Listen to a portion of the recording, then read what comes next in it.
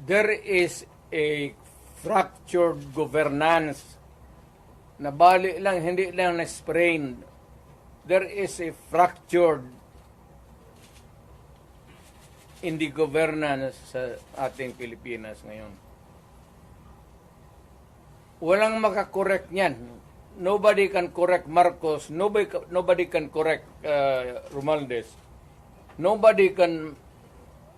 it's a long process mapapil sa Supreme Court. Unless you dala ka ng kaso doon, matagalan yan. Mga next year pa yan. So if you want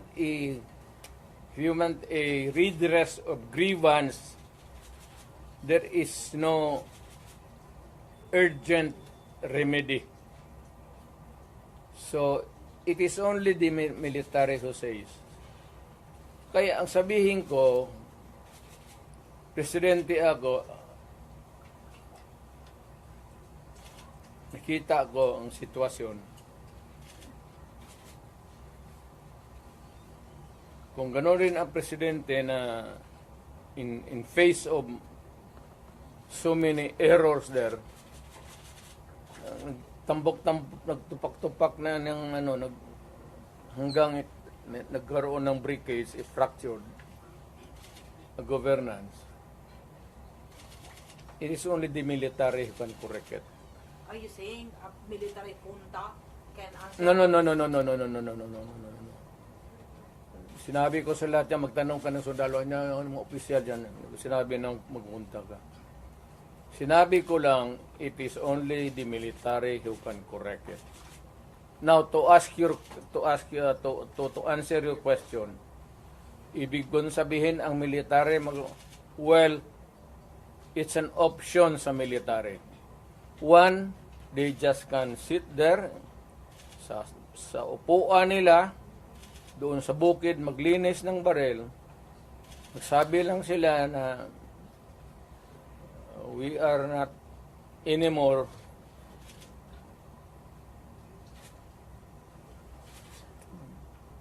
hindi na sila magkudita na magpunta yung tangki digira na. Sabihin lang nila na ayaw na namin yung laro ninyo. Out kami dyan. Kasi kung walang military, yung laro nila, wala na. What do you mean out, Mayor? Hindi Getting sila out sa- means I don't know. Basta hindi yan kudita, hindi yan ano. Basta sabi lang ng military. You are oppressing people and you are spending our money like water.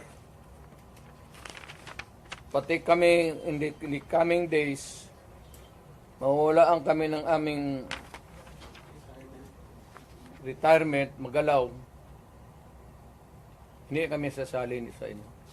silent protest, not taking orders at all. Hindi silent protest. Military lang talaga. Oh, military silent protest na yan. Will not take orders from the commander-in-chief. Ano?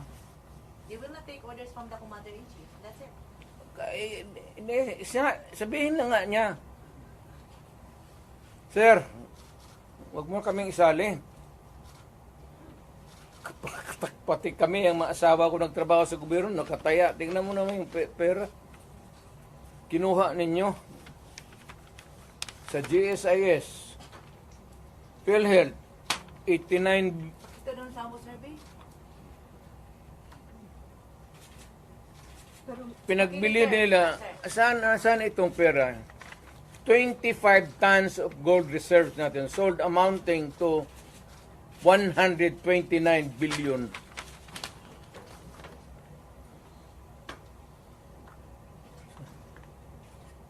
At least sa Congress kung may resolution tapos a bill that would correspond with it, there's explanation of how the money is going to be spent. Pero ito, paano ito ngayon? Sila lang nakaalam nito. Yung Maharlika, sila lang nakaalam nito. Walang participation ng people dyan, pati ito. So, ganitong 25 tons. Alam ba ng military yan? Hindi sabihin nila, kung wala hindi na kami sasali ng laro ninyo. Pero Mayor, parang gagawin nila? play safe naman ang How do you military describe ngayon. the military namin? Do you think si Browner po ay mag-react nito?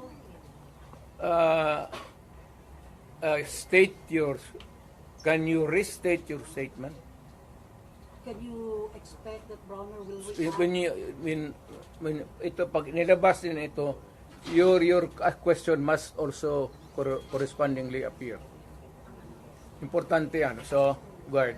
Oh, kasi may statement siya, dapat nagpatisan, dapat parang stay put lang yung military. Wala naman siyang sinabi, no? In fact, si Inday nga nagsabi na tulog-tulugan yung Chief of Staff.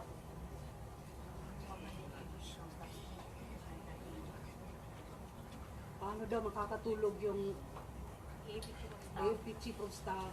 Bilyon yung nawawala. Matagal na siyang natulog. Alam niya yung commander-in-chief niya nagdudruga. Noon pa yan, alam na ng lahat. Baka siya lang ang hindi. Ang mga polis. Kaming taga Davao, alam namin si Lagdameo nagdudruga. Kasi kasama namin siya palagi dito sa diyan kay Pedro. Kaya yung sip-o ni mag-usap kami, yung sip-o ni Lagdameo magtulo yan. Hindi niya alam nagtulo yung sip-o niya. Minsan gano'n na lang yan.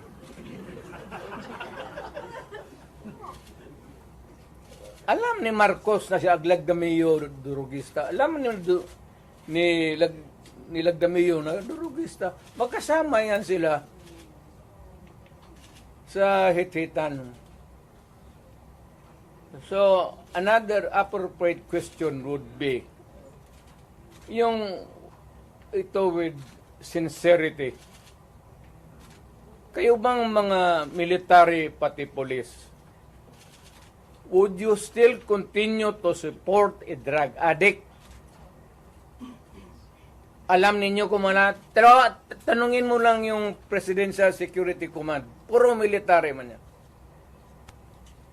You did not go far. Yung mga tao ninyo sa military. Hanggang kailan kayo magsuporta ng drug addict na presidente?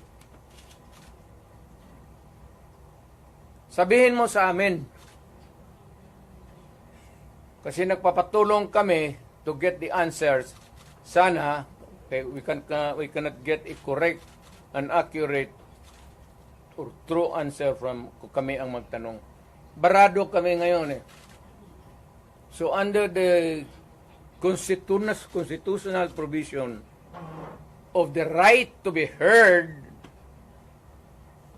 kailangan sagutin ninyo yan.